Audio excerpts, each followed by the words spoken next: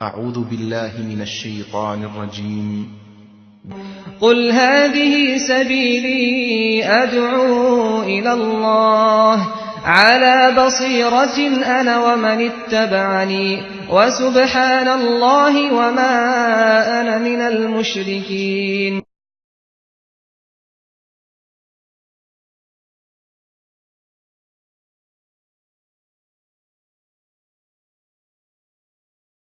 إن الحمد لله نحمده ونستعينه ونستغفره ونؤمن به ونتوكل عليه ونعوذ بالله من شرور أنفسنا ومن سيئات أعمالنا من يهده الله فلا مضل له ومن يضلل فلا هادي له وأشهد أن لا إله إلا الله وحده لا شريك له وأشهد أن محمدًا عبده ورسوله. اللهم صل على محمد وعلى آل محمد كما صليت على إبراهيم وعلى آل إبراهيم إنك حميد مجيد. اللهم بارك على محمد وعلى آل محمد كما باركت على إبراهيم وعلى آل إبراهيم إنك حميد مجيد. أما بعد فإن خير الحديث كتاب الله وخير الهدي هدي محمد صلى الله عليه وسلم وشر الأمور محدثاتها وكل محدثة بدعة وكل بدعة ضلالة وكل ضلالة في النار. تمام تعریفیں اللہ تعالیٰ کے لیے ہیں جو سارے جہاں کا خالق، مالک اور اس کا پروردگار ہے. رحمتیں اور سلامتی ہو احمد مجتبیٰ محمد مصطفیٰ محمد ابن عبداللہ پر جو سارے جہاں والوں کے لیے رحمت بنا کر بھیجے گئے. برادران اسلام، دختران ملت، اس ملک میں اسلام کی تاریخ بہت پرانی ہے. یعنی بعض تاریخی روایتوں کے مطابق خلفائے راشدین کے دور میں، بلکہ عمر رضی اللہ تعالیٰ عنہ کے دور میں ہی کچھ لوگ تجارت کی غرض سے ساؤتھ انڈیا، خاص طور پر مالابار کا جو علاقہ ہے وہاں آئے. ان میں کہا جاتا ہے کہ کچھ صحابہ بھی تھے اور وہاں مالابار کے علاقے سے، ساؤتھ کے علاقے سے کئی لوگ ان کے اخلاق سے متاثر ہو کر مشرف بہ اسلام ہوئے. محمد بن قاسم ہندوستان کو کیوں آیا؟ ایک بہت بڑا سوال. اس لیے آئے کہ ان ساحلی علاقوں میں جو صحابہ کے زمانے میں، خلفاء راشدین کے زمانے میں جو علاقے متاثر ہوئے تھے اسلام سے، ان علاقوں میں سری لنکا، جس کو پرانے زمانے میں سرندیپ کہا جاتا تھا، اور اسی طریقے سے مالدیو، یہ سارے علاقے، ساحلی علاقے اسلام سے متاثر ہو گئے تھے. بلکہ یہ بھی کہا جاتا ہے تاریخی روایتوں میں کہ نبی کریم صلی اللہ علیہ وسلم کے زمانے میں مکہ مکرمہ میں جب کفار مکہ نے معجزہ طلب کیا، نبی کریم صلی اللہ علیہ وسلم سے چیلنج کے طور پر کہا اس چاند کے 2 ٹکڑے کر دو. اللہ تعالیٰ کے حکم سے نبی کریم صلی اللہ علیہ وسلم کی دعاؤں سے آپ کے ایک اشارے پر چاند کے 2 ٹکڑے ہو گئے. کہتے ہیں کہ مالابار میں اس وقت جو بادشاہ تھا اس نے دیکھا، اپنے آنکھوں سے دیکھا اس معجزے کو، اور دیکھ کر وہ نبی کریم صلی اللہ علیہ وسلم پر ایمان لایا، اور نبی کریم صلی اللہ علیہ وسلم سے ملاقات کرنے کے جذبے میں وہ جا رہا تھا، لیکن اتفاق سے سفر میں اس کا انتقال ہو گیا. جب ساحلی علاقے میں لوگ مسلمان ہوئے تو سمندری سفر کرتے ہوئے حج کا ارادہ کر کے وہ لوگ نکلے. حج کا ارادہ کرتے ہوئے وہاں سے جب نکلے تو سندھ کے علاقے میں جب آئے تو وہاں کے ڈاکوؤں نے، جبکہ اس زمانے میں راجہ داہر نام کا ایک بادشاہ تھا، اس کی حکومت میں وہ علاقہ آتا تھا، تو وہاں کے ڈاکوؤں نے اس پورے فوج نہیں بلکہ حاجیوں کو لوٹ لیا جو کہ حج کے غرض سے جا رہے تھے.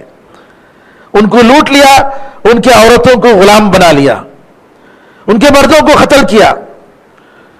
تو ایک عورت نے حجاج بن یوسف جو عراق کا گورنر تھا اور قریبی علاقوں میں اس کے گورنر موجود تھے, حجاج بن یوسف کے نام خط لکھا اور اس نے کہا حجاج بن یوسف ہماری مدد کے لیے آ جاؤ. تو حجاج بن یوسف کو جب یہ پیغام پہنچا تو اس نے اپنے بھتیجے محمد بن قاسم کو, جس کی عمر 17 سال تھی, کمانڈر بنا کر بھیجا, جس میں راجہ داہر کی شکست ہوئی اور محمد بن قاسم کی طرز حکومت کو دیکھ کر سندھ کے علاقے میں اسلام پھیلا. یہاں قبل اس کے کہ میں آپ کو یہ بتاؤں کہ مسلمانوں کی اس ملک کی آزادی میں کیا کیا قربانیاں تھیں, یہ تاریخ کا ایک بہت ہی اہم موضوع ہے. اور میرے بھائیوں, تاریخ, جو قوم اپنی تاریخ کو نہیں جانتی, جو قوم اپنے ماضی کو نہیں جانتی, وہ سمجھ لیجئے کہ اس قوم کا کوئی وجود نہیں ہے. اپنی تاریخ کو جاننا, ہمارے اسلاف کی تاریخ, ویسے اسلام کی تاریخ بابا آدم سے شروع ہوتی ہے. سب سے پہلا انسان جو اس سرزمین پر قدم رکھا, سارے انسانیت کے ماں باپ آدم اور حوا علیہ السلام.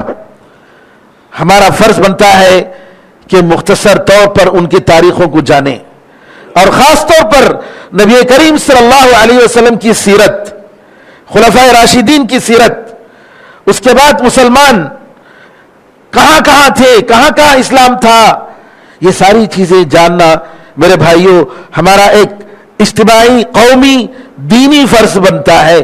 اسی لیے آپ قرآن کریم میں دیکھیں گے اللہ تعالیٰ نے پرانے اقوام کا ذکر فرمایا. کیوں کیا؟ قوم عاد, قوم سمود, قوم نوح, ان کی تاریخ کا ذکر کیوں آیا؟ عبرت حاصل کرنے کے لیے.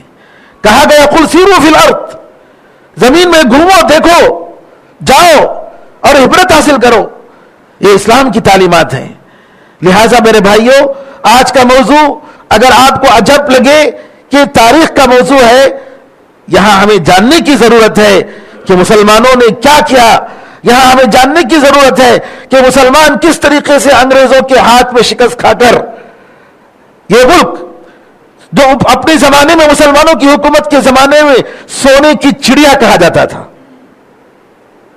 اور جب انگریز آئے, یہ لٹیرے آئے اور لوٹنے کے لیے آئے تھے, آپ کو تعجب ہوگا, آپ کو افسوس ہوگا کہ انہی تاریخ لکھنے والوں نے, انگریز مورخین نے یہ لکھا ہے کہ دنیا میں جو بڑے بڑے واقعات جس میں لاکھوں کروڑوں لوگ مر گئے, ان میں سے ہندوستان میں انگریزی دور حکومت میں وہ بڑی قحط سالی کے زمانے ہیں جس میں انگریز ہندوستان کا مال لوٹ کر لے گئے, اور یہاں کے جو غلے ہیں اور جو چیزیں تھیں یہاں سے ان کو انہوں نے ایکسپورٹ کر کے یہاں کے لوگوں کو قحط سالی میں ڈال کر کروڑوں لوگوں کو مار دیا.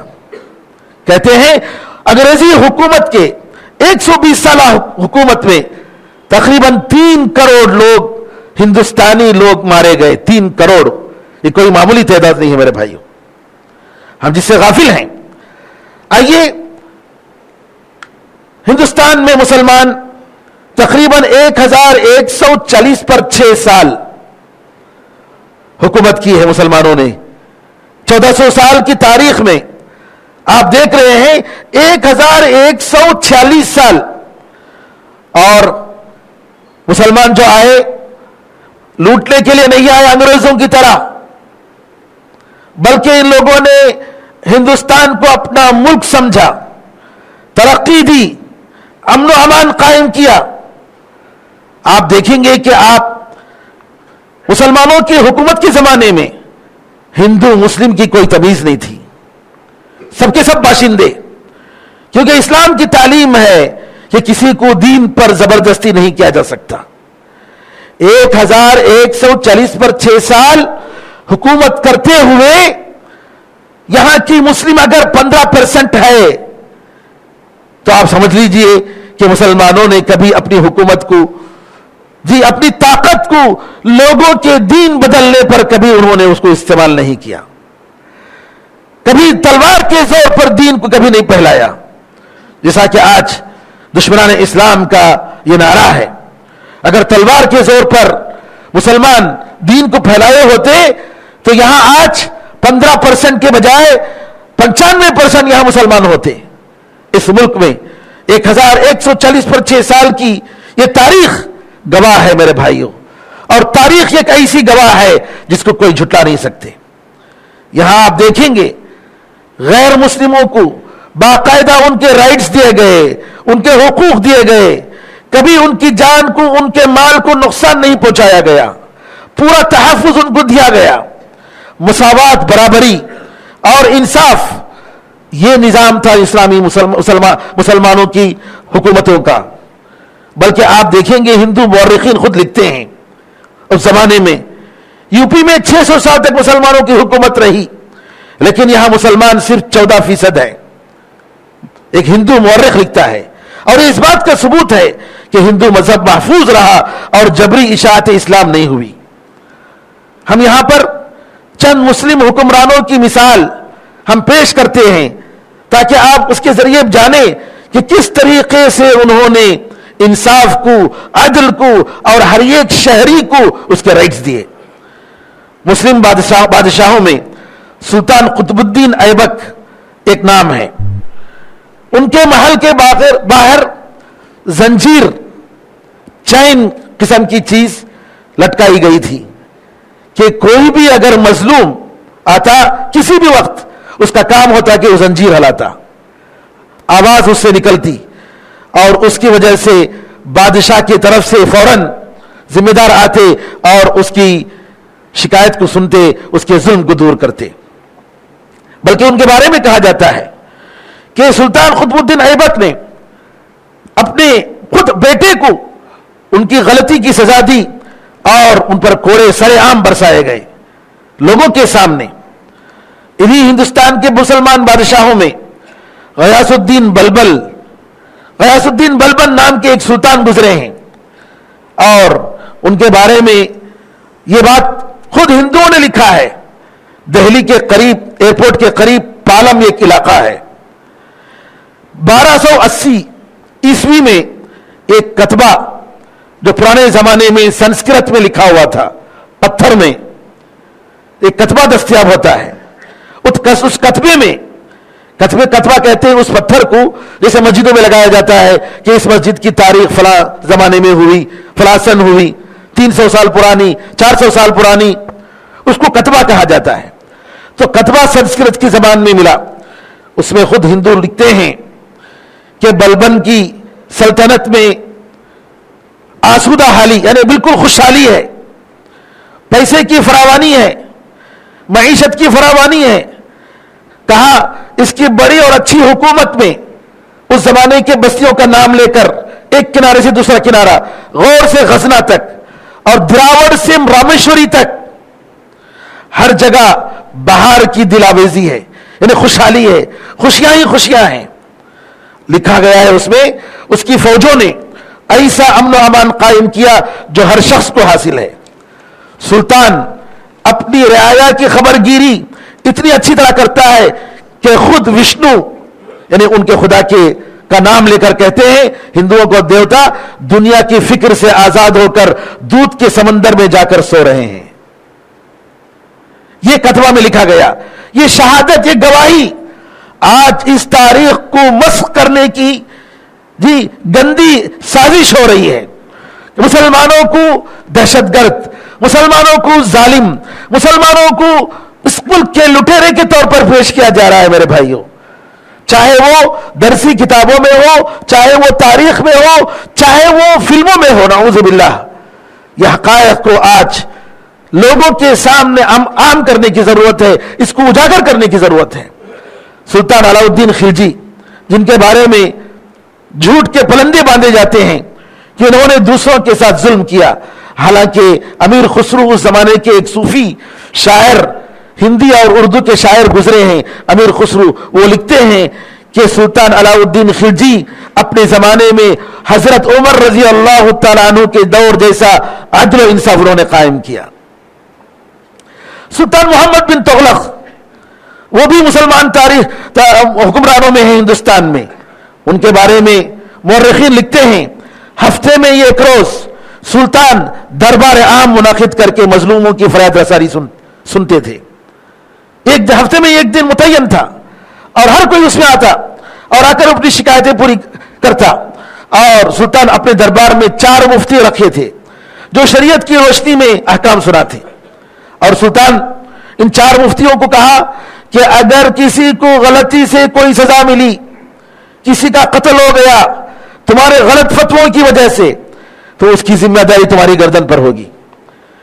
انہی مسلم فرما رواؤں میں شیر شاہ سوری, بہار کا علاقہ جو بہت بڑا علاقہ ہے, اس علاقے میں شیر شاہ سوری کے لوگ جو ہیں کئی علاقوں میں کئی سینکڑوں میلوں میں نے خود دیکھا ہے. کہا کہ یہ سب شیر شاہ سوری کا علاقہ ہے.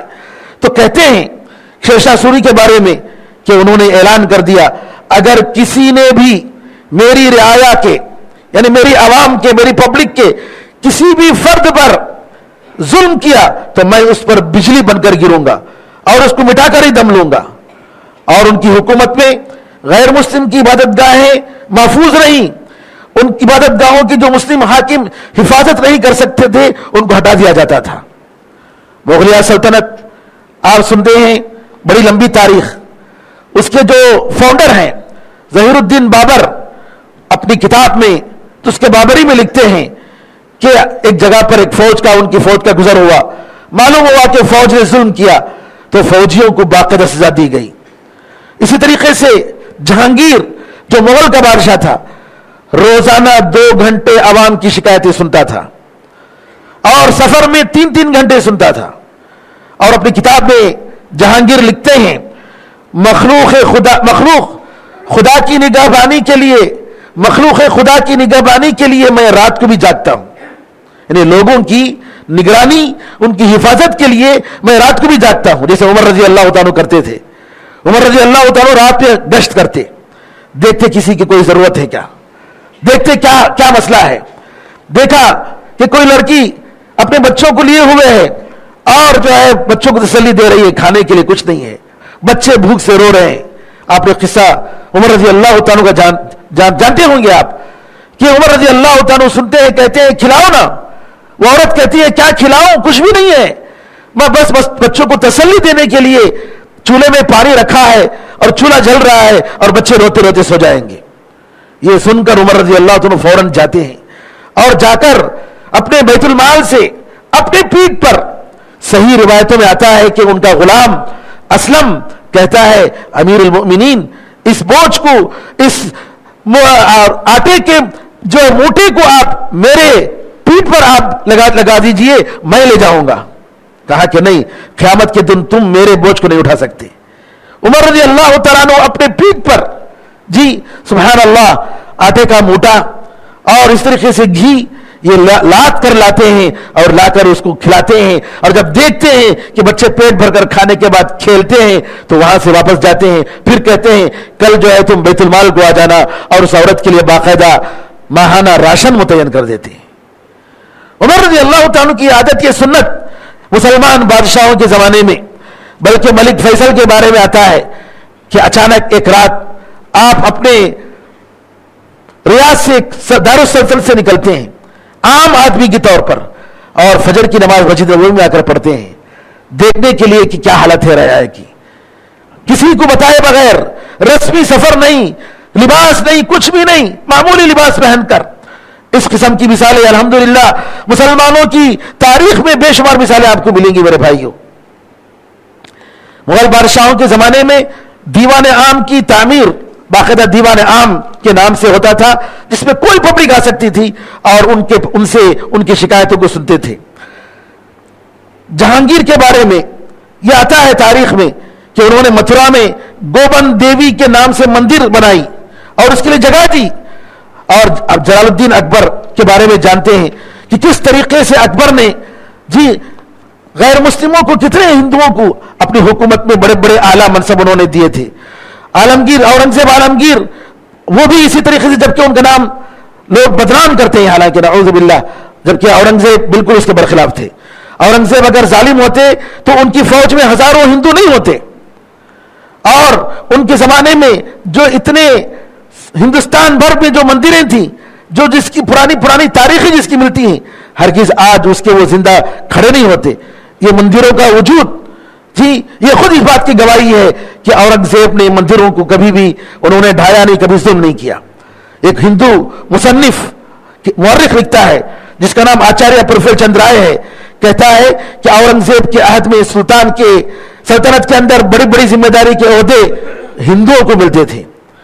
اور کہا اورنگزیب اگر ایک ظالم اور ہندو مخالف بادشاہ ہوتے تو ان کے 50 سالہ دور حکومت میں ہندوستان بھر کی ریاستوں میں ایک بھی ہندو مندر ہرگز نہیں ہوتا. لیکن ہم دیکھتے ہیں کہ اس زمانے کی بعض تاریخی مندریں آج بھی ملتی ہیں. ایک ہندو مورخ تاریخ ہند میں لکھتا ہے, کاشی پریاگ اور دوسری عبادت گاہوں کے لیے اورنگزیب عالم نے جو جاگیریں وقف کی, زمینیں جو وقف کی, اور ہندو پیشواؤں کے ساتھ جو رعایتیں کی, جو سہولتیں دی, اس کی انصاف پسندی اس سے ثابت ہوتی ہے. بلکہ ان کے بارے میں آتا ہے, بنارس میں ان کے گورنر ابو الحسن کے نام ایک فرمان جاری کرتے ہیں اور لکھتے ہیں ہماری پاک شریعت, کون؟ اورنگزیب لکھتے ہیں کہ ہماری پاک شریعت اور سچے مذہب کی روح سے یہ ناجائز ہے کہ غیر مذہب کے قدیم مندروں کو گرایا جائے. وہ خود لکھتے ہیں یہ حکم دیا جاتا ہے کہ آئندہ سے کوئی شخص ہندوؤں اور برہمنوں کو کسی بھی وجہ سے تنگ نہ کرے اور ان پر کسی قسم کا ظلم کرے. میرے بھائیوں, اتنی بڑی تاریخ, اور اس تاریخ کو انگریزوں نے کس طریقے سے ختم کیا اور کیسے یہاں پر وہ قابض ہوئے, اس کی ایک بڑی لمبی تاریخ ہے. آپ کو معلوم ہونا چاہیے کہ ہندوستان میں جب مسلمانوں کی حکومت تھی, اتنی بڑی حکومت تھی کہ یورپ اور امریکہ ان کی کوئی حیثیت نہیں تھی. ہندوستان کی حکومت کے مد مقابل اگر کوئی حکومت تھی تو عرب کی تھی یا ایران کی حکومت تھی, جہاں دونوں جگہ مسلمان تھے. اس کے علاوہ کوئی چوتھی تیسری کوئی حکومت, بڑی حکومت نہیں تھی. لندن, یورپ, امریکہ, یہ ساری چیزیں جتنے یورپ کے ممالک, یہ چھوٹے چھوٹے ریاستیں تھیں, ان کی ہمت نہیں ہوتی تھی. 1400 میں 1600 میں امریکہ کے لندن کی وکٹوریا, ملکہ وکٹوریا تجارت کے لیے فرمان جاری کرتی ہے کہ ہندوستان میں جا کر تجارت کی جائے. اور اس سے پہلے 15ویں صدی عیسوی میں, تقریباً 1498 عیسوی میں, یہاں کے بعض علاقوں میں اور جزیروں میں پرتگیزی حکومت تھی. وہ لوگ آتے تھے تجارت کی غرض سے, تجارت کے نام پر آتے تھے, بزنس کے نام پر آتے تھے, اور آ کر آہستہ آہستہ آہستہ لوگوں پر, حکومت پر قبضہ کرتے تھے. سر ٹامس نام کا ایک شخص جہانگیر کے زمانے میں بھیجا جاتا ہے سفیر کے طور پر. مقصد اس کا ایک تجارتی فیکٹری کھولنے کی تھی جو ایسٹ انڈیا کمپنی کے نام سے یہاں پر وہ اپنی تجارت شروع کرتے ہیں. ایسٹ انڈیا کمپنی,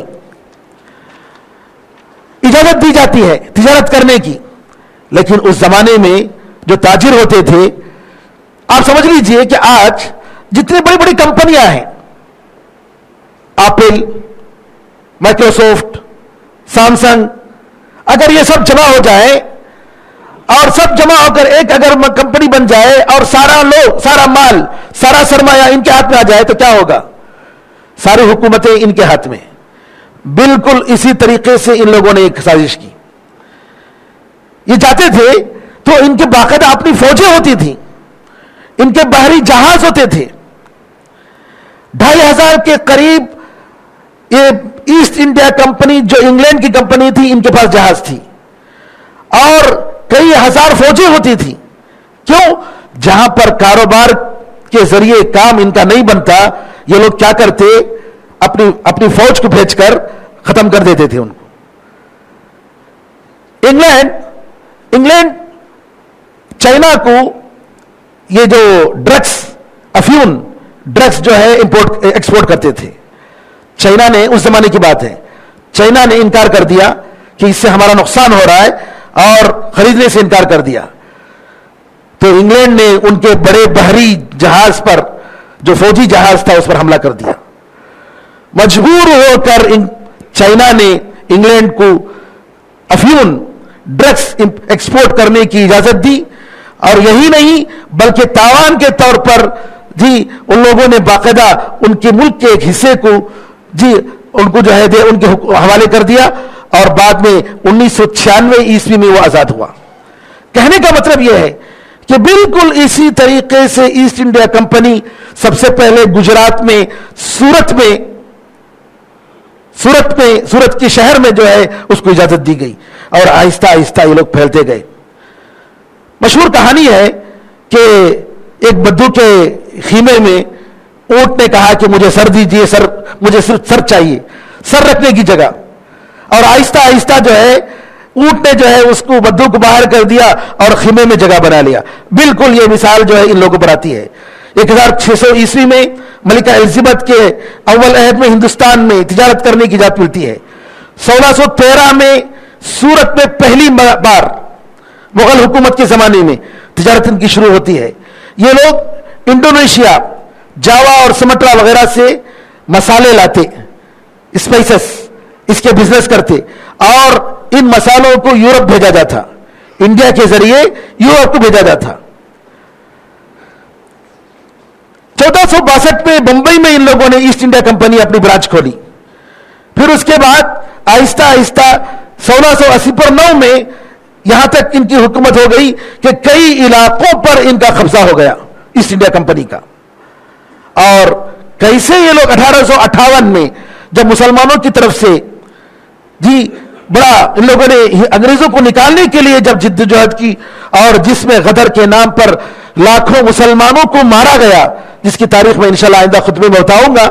اس کے بعد باقاعدہ انگلینڈ حکومت ایسٹ انڈیا کمپنی کو وہاں سے نکال کر اب حکومت خود آتی ہے, اور 1850 عیسوی میں ہندوستان میں حکومت کرتی ہے. اس سے پہلے ایسٹ انڈیا کمپنی کی حکومت تھی جی, تقریباً ان لوگوں نے 100-200 سال حکومت کی. اور کہتے ہیں کہ ایسٹ انڈیا کمپنی جیسی کمپنی دنیا میں وجود نہیں آ سکتی. کیوں؟ اس وجہ سے کہ ان کے پاس اسلحے ہوتے تھے, ان کے پاس باقاعدہ ان کے پاس فوجیں ہوتی تھی, اور اپنی مرضی کے مطابق وہ کرتے تھے.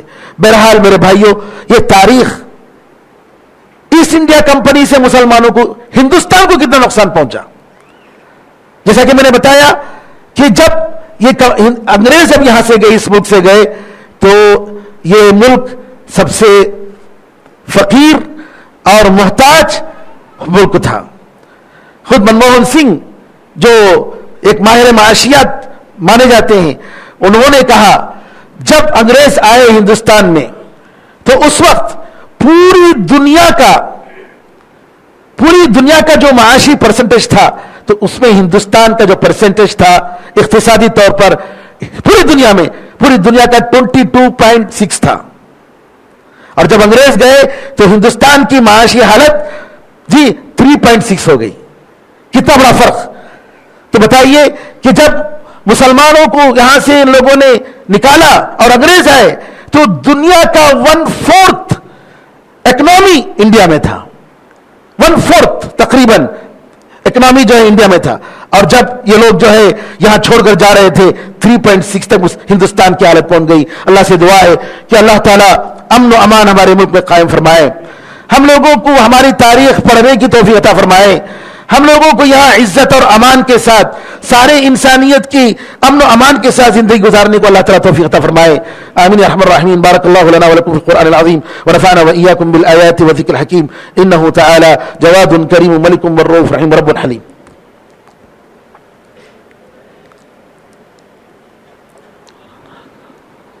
ان الحمد لله نحمده ونستعينه ونستغفره ونؤمن به ونتوكل عليه ونعوذ بالله من شرور أنفسنا ومن سيئات أعمالنا من يهده الله فلا مضل له ومن يضلل فلا هادي له وأشهد أن لا إله إلا الله وحده لا شريك له وأشهد أن محمدا عبده ورسوله.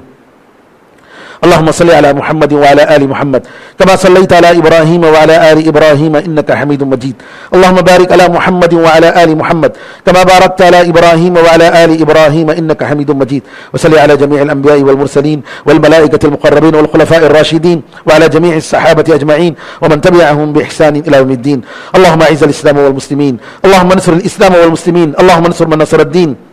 عباد الله رحمكم الله، إن الله يأمر بالعدل والإحسان وإيتاء ذي القربى وينهى عن الفحشاء والمنكر والبغي يعظكم لعلكم تذكرون.